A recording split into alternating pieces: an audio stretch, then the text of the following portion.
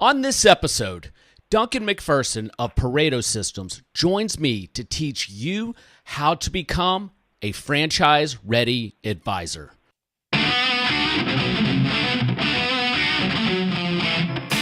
This is the Resilient Advisor Podcast, the show for high-performing financial advisors. We bring you the best practices of the industry's top performers so that you can build resilience in your business and your personal life.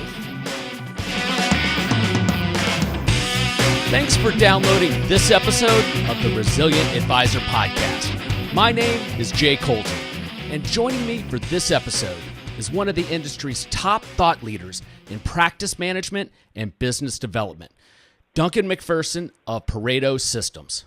He is a well-known industry keynote speaker and author of several books, including his most recent titled The Advisors Playbook. Thanks for coming on, Duncan. Jay, thanks for having me. I've been looking forward to this. All right, so usually I script out a few questions before the interview to really outline where we want to go and the message we want to deliver to the audience. But based on our podcast pre-call, I know this interview does not need any scripting, given your passion for the topic that we're going to discuss. So let's get started at a high level and talk about the franchise-ready advisor. What exactly is a franchise-ready advisor? Yeah, so the franchise-ready advisor defines someone who essentially says, okay, I've got a great business. Life is good. I could just ride my inertia, or I could invest what I built and shift from a model of organic growth to scalable growth. And basically, if you think of Maslow's hierarchy of a human aspiration, it's when an advisor simply says to himself or herself, it's not what I earn that makes me valuable, it's who I become. And to break through to self-actualization, sometimes the most fulfilling way to achieve that is through scalable growth, creating a community of advisors that buy into your process. And you turn your approach into an intellectual property that you can not only monetize, but you can create distribution and scale and build a great legacy along the way. So specifically, you're talking about the advisor who's built a good practice, built a great practice, and to get to that next level or grow in the way that is fulfilling to them, they need to commercialize their systems and then bring on other advisors that would fit that mold. Is that what you're saying? Well, in essence, first of all, it starts with a mindset where you're not driven by salesmanship, you're driven by stewardship, which means you're not trying to sell something, you're trying to build something. You're building relationships, you're building a client experience, you're building enterprise value. And within that, you're building equity that has no limits. So you're not trading your time for money. And what's really key here is having a process within a playbook that you could put in the hands of someone else and say, just add water. This is how we do things. Replicate our success. Let's go a little deeper on the client experience component of that. I know you have some one-on-one coaching programs around the client experience. Can you give us the framework for what, a top-performing advisor would put in place for that experience? Well, the entire approach to shifting from having a book of business to actually having a business, like running a business like a business, is rooted in process. And to go a little more granular, there is a rule called the rule of three. And essentially what it means is anything you do 3 or more times that has 3 or more steps should be a documented process that can be repeated. So it does not reside in someone's head. Think about this, Jay. If something is in your head, it's a skill, it's a quality, it's an intention. That's not an intellectual property. When it's documented, it's IP. It's proprietary. And that is the starting point. Now, the beauty here is that there's dual outcomes. There's a dual track. This forces someone to elevate the client experience of existing clients. And then also puts them onto a track where they can replicate that. And it's like one of my clients says. He says, why would I bring on 50 more clients when I could bring on one advisor to draft in behind me and replicate my model? And not be left to their own devices to sort of figure things out, but to actually follow something that is proven and predictable in terms of its outcome. So let's go back to that rule of three for a second. Could you give me a simple example inside of a client service experience where that rule of three applies? Yeah, for sure. I mean, the most obvious to me is the onboarding process. So you think about how many times you've onboarded a new client. Now, I know you've got habits and rituals in terms of how you do that. Is it executed the same way every time? Is that process documented? If you think about it, in the spirit of beginning with the end in mind, I always say to an advisor, what would happen if you or someone on your team would take a month off tomorrow? What would happen? And for a lot of advisors, that wouldn't be good. And that's because everybody's just sort of doing their own thing. It's maverick talent. And my view is the breakthrough occurs the moment everyone's become obsolete, meaning somebody else could slide in and in short order execute a process with absolute precision. So in our world, there are 10 essential steps to onboarding. Now, the outcome of onboarding is to fast track a new client to advocate status. So if you think about this, Jay, there's three types of clients. There's customers, there's clients, and there's advocates. Customers buy something. They dabble. Clients buy into something. They empower the advisor fully, but they don't refer. They might endorse and say nice things about the advisor, but that doesn't lead to an introduction. An advocate goes out of their way to introduce a friend to their financial advisor. And not because they're trying to help the advisor grow their business, it's because they feel they're doing their friend a disservice by not making the introduction. And that's engineered. A financial advisor is at his or her highest level of referability very early in a relationship because the process is so fresh and new. You can convert a new client to an advocate in 90 days or less through a very precise onboarding process. And so that would be one example of the rule of three. The onboarding process, 10 linked and sequential steps that are executed consistently without deviation. And it just instills this sense in a new client's mind, wow, like where's this advisor been all my life? I've never seen anything so incredibly professional. Now, I have to think that is actually counterintuitive to most seasoned financial advisors, where they probably, at least in my experience, feel that the advocates come after they've established a long track record with them. I really like this concept. In the first 90 days, you're setting the precedent, and that's where you have to put a lot of focus to turn them into an advocate. Is that what I'm hearing? Yeah, exactly. And that's not to say you can't go back to existing clients and reframe and reintroduce yourself to create and convert existing clients into advocates. That too is a process. But there's self-fulfilling prophecies everywhere. You live by the rules you set, right? I believe, and I've seen it validated, that advocacy can happen virtually immediately.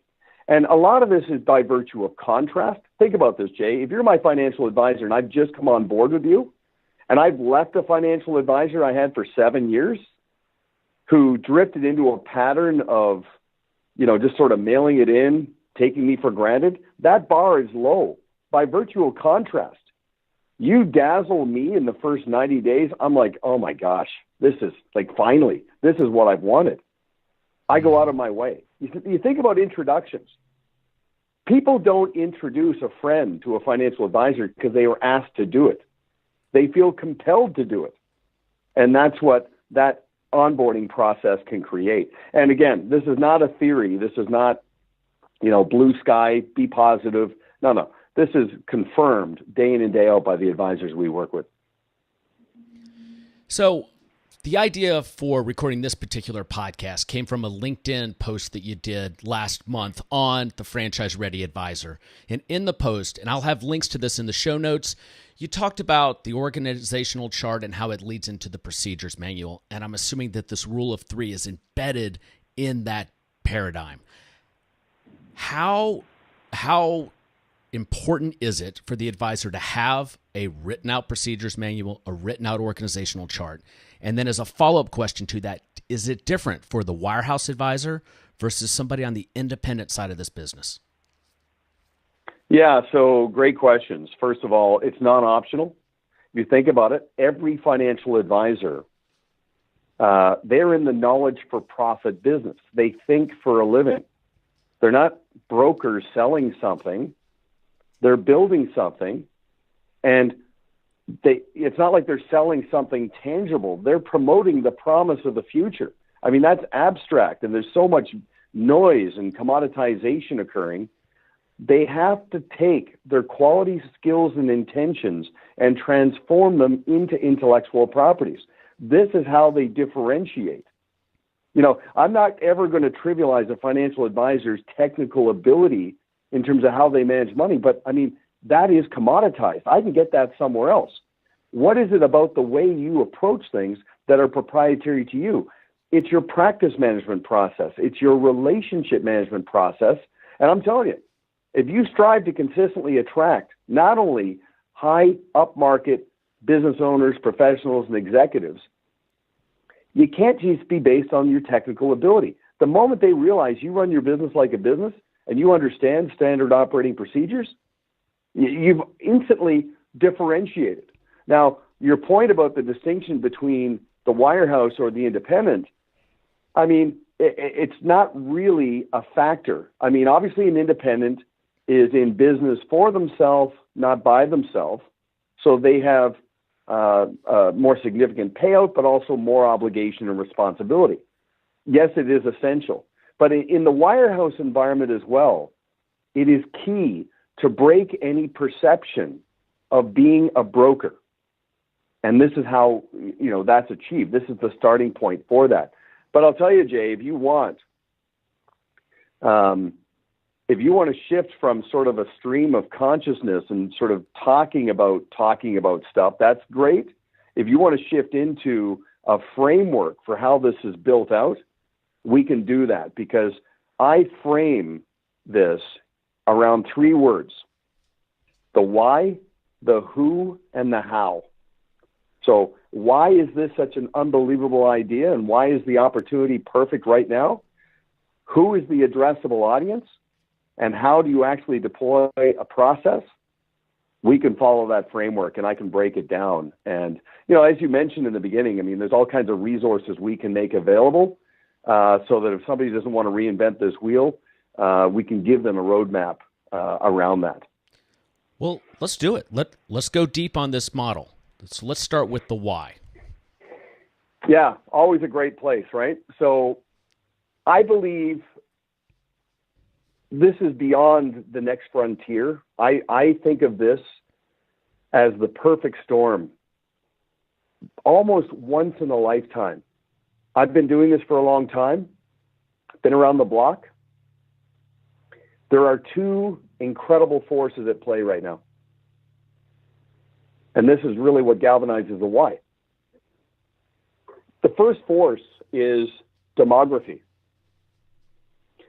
So how many advisors out there are anywhere between 1, 3, 5 years out from an exit? Significant. Right? They're on the home stretch. Yep. Yeah, it's significant. Well, you think about the marketplace in general. I mean, I've read, and you've read, 10,000 Americans retire every day. It's a big number. Mm-hmm. So how many advisors are on the home stretch thinking, okay, how do I monetize in a year, in 3 years, in 5 years, and get it right? And make sure that my clients are in good hands. So my legacy is intact.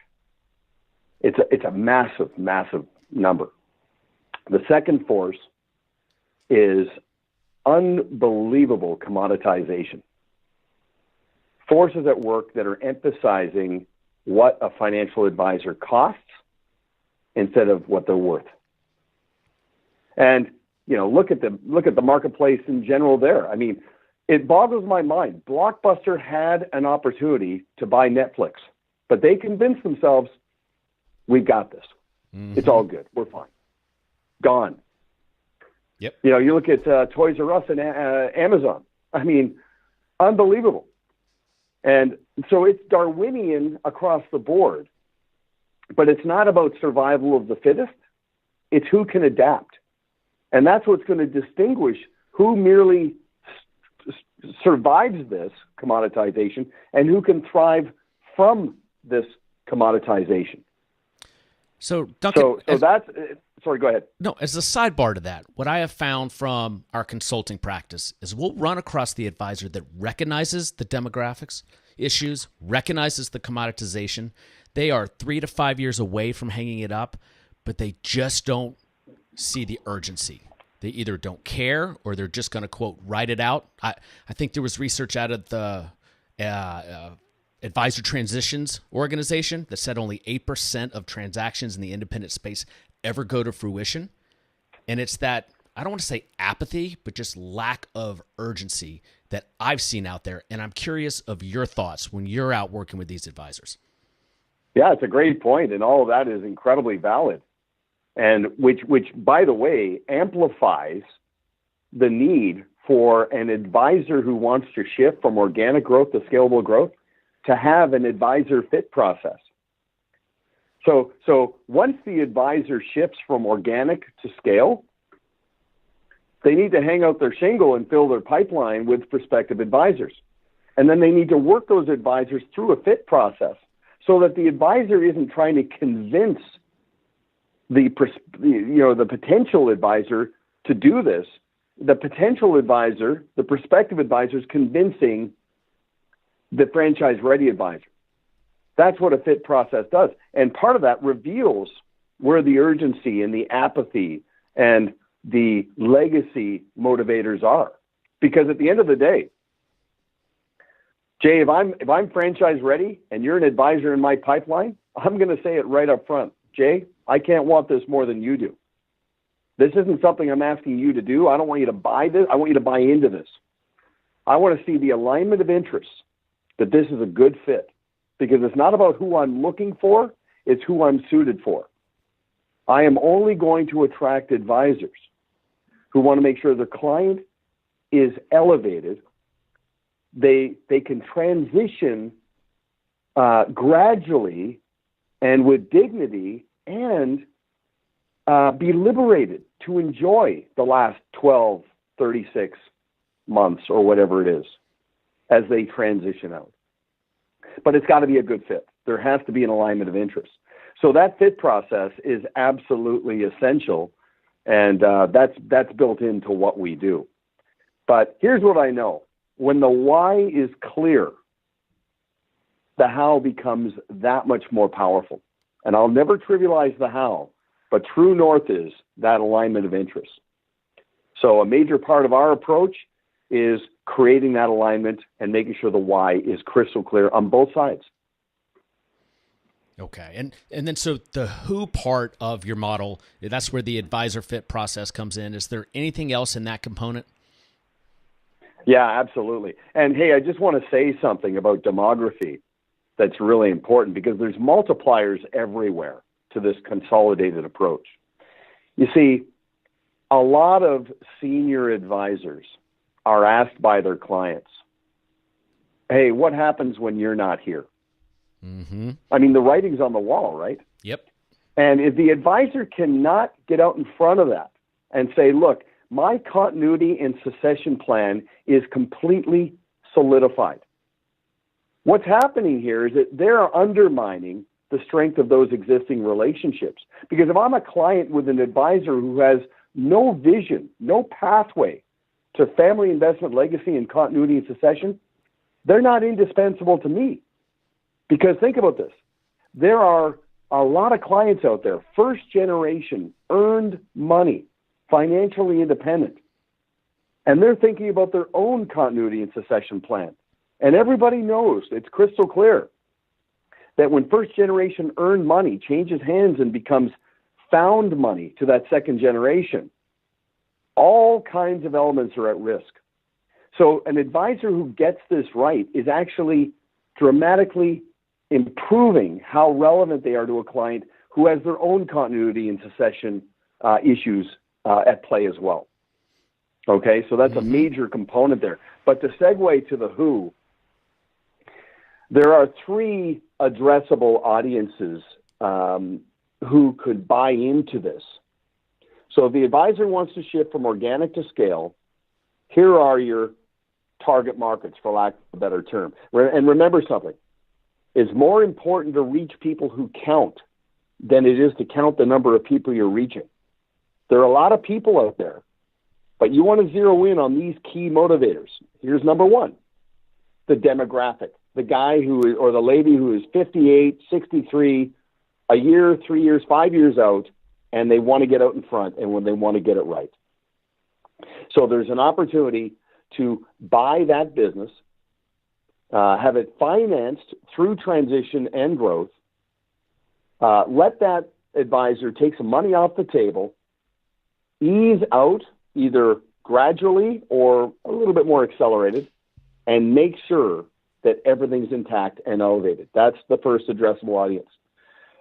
The second addressable audience, I call this the protege. The protege advisor is a younger advisor, and they've come to the realization there is too much friction, there's too much commoditization, and they're looking down the road 3 to 5 years, and they're like, I'm not viable on my own. I just can't do it.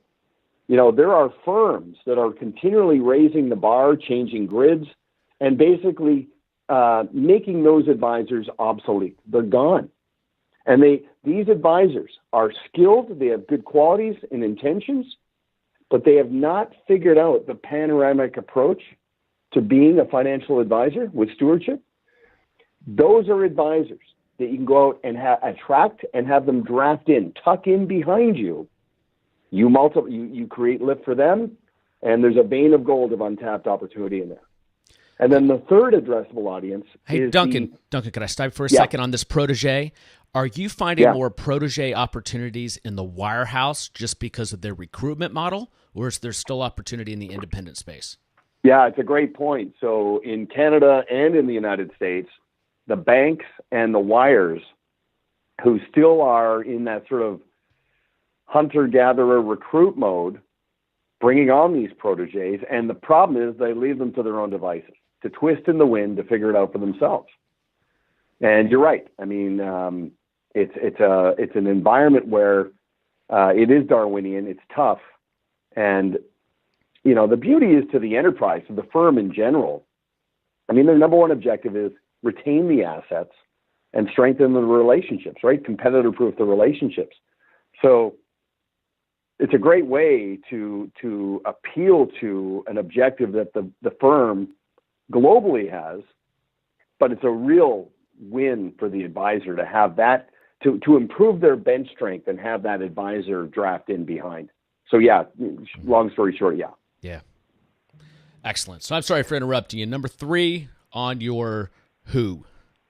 Yeah, so the third is what we call the remnant. And the remnant is, so you've got this advisor who's thinking to himself, look, I have no interest in getting out. I like what I do. The hassle factor and the friction is high, and there's things I don't like about the business, but there's other things I do like. So I'm not looking to get out. but I would like to have a bit of a work optional lifestyle. I want the business to serve my life, not the other way around. So that advisor will typically have about 200 clients. And he's had the eureka moment around the Pareto principle. He knows 80% of his business comes from 20% of his clients. And he's saying, I should be investing at least 80% of my time on that 20%. So that advisor's got 50 clients who carry the freight. So what the advisor says is, I am going to disassociate from the other 150 that represent only 20% of my business. So that becomes a remnant. That 150 clients becomes a remnant. So the advisor says, I want 50 clients. I want to go live my life. I want to keep doing what I'm doing, but I don't want to, work any harder. For that advisor, it's like going from a hammer to a nail gun in terms of efficiency. So now he's got 150 clients he's got to find a home for. And within that 150, there's a movable middle. There's again, a vein of gold of untapped opportunity. These people have been neglected, not consciously, but they've been neglected. And there are advisors who buy these remnants and squeeze so much juice out of the orange and dramatically elevate those clients. They're like, gosh, why didn't this happen 5 years ago? This is amazing. Mm-hmm. So I've seen advisors buy $40 or $50 million worth of business, a remnant, and turn it into 75 in short order, just because there's just incredible veins of gold. There's this field of untapped opportunity within that. So those are the three addressable audiences. So the why is the forces at work and the multipliers. The who is the three addressable audiences.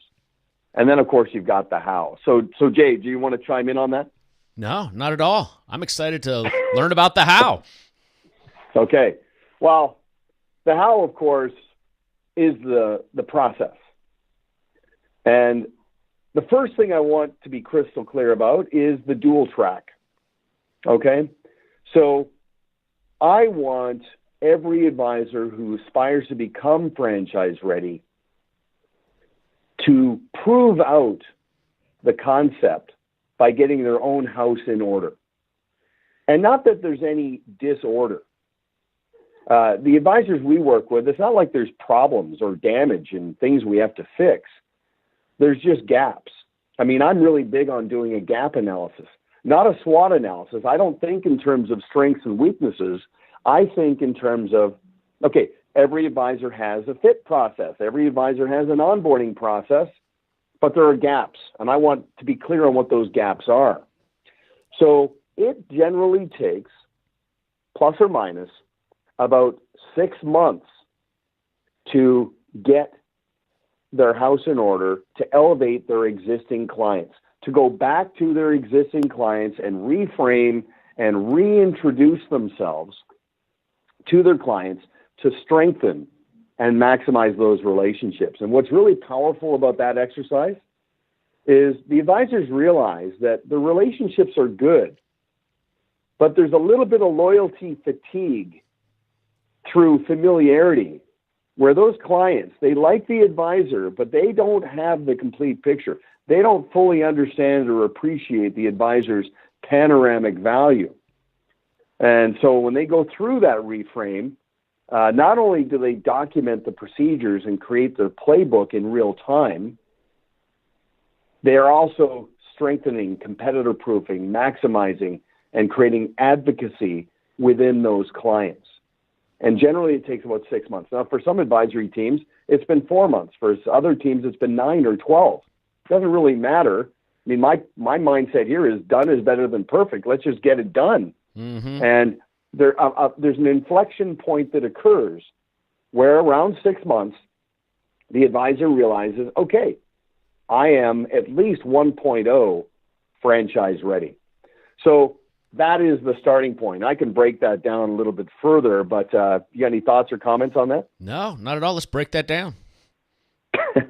Okay, so the gaps generally, and not to oversimplify it, but generally a team that will help make franchise ready has between 6 and 10 gaps that we have to address.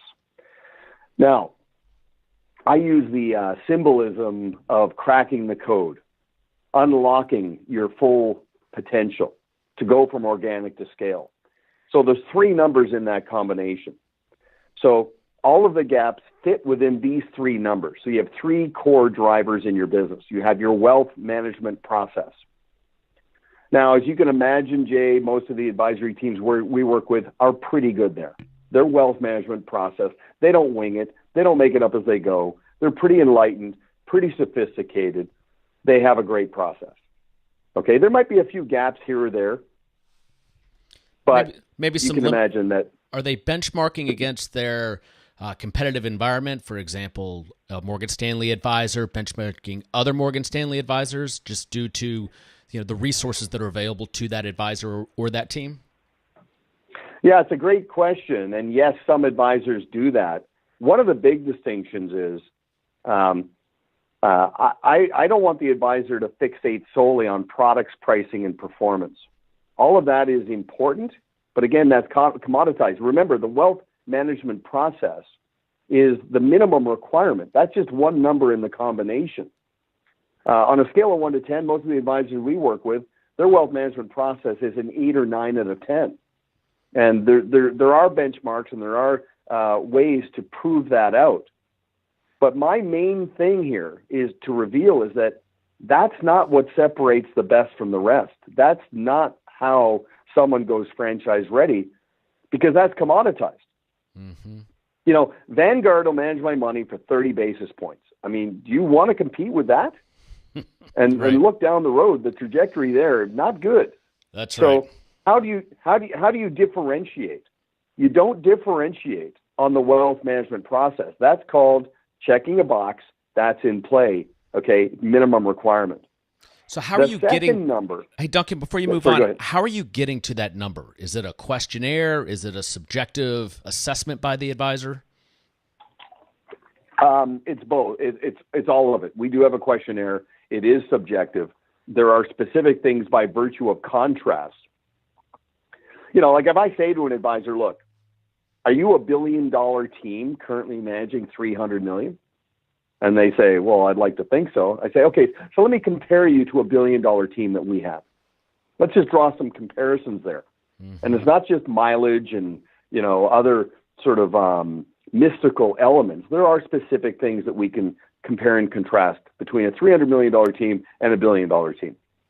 Okay? But the main key is to open their eyes to help them understand that they're not just managing money. They're managing a practice and they're managing people. And it's their practice management process and the relationship management process that not only have the biggest gaps, but are the most proprietary. Okay, so if you think about the second number in the combination, that's the practice management process. That goes beyond core competencies of managing money. This manages the enterprise. This manages and creates a client experience. This is where the rule of 3, standard operating procedures, the playbook, the org chart you are referencing. This is where the shift from a book of business to running the business like a business really becomes. If you think of Michael Gerber, I'm a big fan of the E-Myth. His statement was so precise. He said, there is a difference between working in the business and working on the business. Working in the business is trading time for money. You're a technician with technical ability, and that's your approach. Working on the business is building something that you can scale, that has enterprise value beyond AUM, and can be replicated with reasonable predictability. So if the advisor's an 8 out of 10 on the wealth management process, that same advisor's probably a 6 out of 10 on the practice management process. So they do a lot of things right. It's not like there's flaws, there's just gaps. And those gaps could be in the fit process, the onboarding process, the service model, and so on. So we want to bring the practice management process up to the same level as the wealth management process. And one of the first ways we do that is to depersonalize the relationships. Okay? That's counterintuitive. So when I say, what do you mean? Well, Absolutely. And that's a great comment, by the way. Depersonalizing really comes down to this, okay? So advocacy, empowerment, loyalty come down to one word: trust.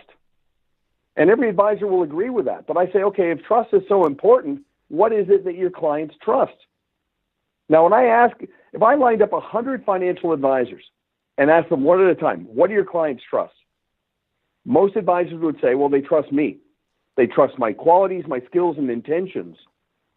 And I'm like, none of that is proprietary. It's really important, but that's just table stakes. That's just the beginning. You see, I want a client to have as much trust for the practice and the process as they do for the person. If all of my clients trust me, I can't scale. But if my clients have a visible understanding, a conscious awareness for my practice and my process, I'm scalable. Hey, Jay, it's no different than Ray Kroc realizing that he was not solely in the hamburger business. He was in the people business and the real estate business. He wanted distribution and scale. And the way they did that is process. So we want the practice management process to be at the same level as the wealth management process. And that's the second number in the combination. Gets back to the idea of the advisor being able to step away from the business for a month and nobody would know. Is that how you know you're hitting a 9 or a 10 in that space? Well, you know what's funny about that? I'll ask an advisor, I'll say, okay, what happens if you take a month off tomorrow? The most common response I get after the long pause is when the advisor says to me, that's a scary thought. But the only thing scarier than that is what happens if my assistant takes a month off. That's right. And the advisor will say, I don't even really know what she does, but my clients love her. And I'm like, oh my gosh, you are at the mercy of maverick talent. Okay. You got to get everything she does out of her head, not to make her obsolete, but to actually liberate her to actually be better. And that way you're not at the mercy of just a person. You're running a business like a business. That's practice management. And you have a process. It's very powerful. Yeah. Now, here's what's cool. Having a good wealth management process and having a good practice management process organically makes an advisor referable. But here's the question. Why is it that you and I, in our day-to-day interactions, Jay, why is it we see so many advisors who are referable and yet don't get many actual good quality referrals? It's because of the third number. The third number in the process, this is how you unlock, this is how you crack the code, is the relationship management process. This is everything to do with branding and articulating value so that clients actually understand and appreciate everything the advisor does. And it's a process to demystify. What does demystify mean? Just remove the mystery. Like I say to advisors all the time, do your clients know exactly who your ideal client is?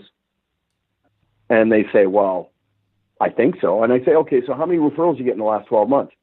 The advisor says 6. Okay, well, that says you're referable. How many of those 6 were perfect clients? 1.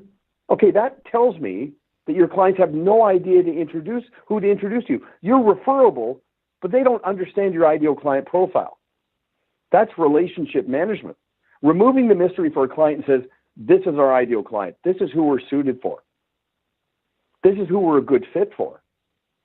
That's relationship management. Another question I'll ask in the gap analysis, I'll say to the advisor, do your clients understand and appreciate everything you do? Or do they understand what you've done for them to this point in the relationship?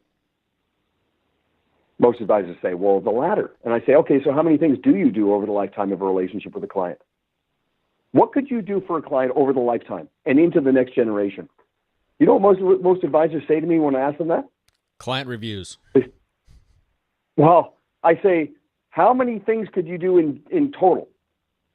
How many things? And you know what the advisors say to me? I don't know, a lot. And I say, well, if you don't know, they don't know. So here's what's interesting. I'll say, you've got good qualities, good skills, good intentions. Get all of that out of your head. List out for me how many things you could do for a client over the lifetime. You know what the average number is? 85 things.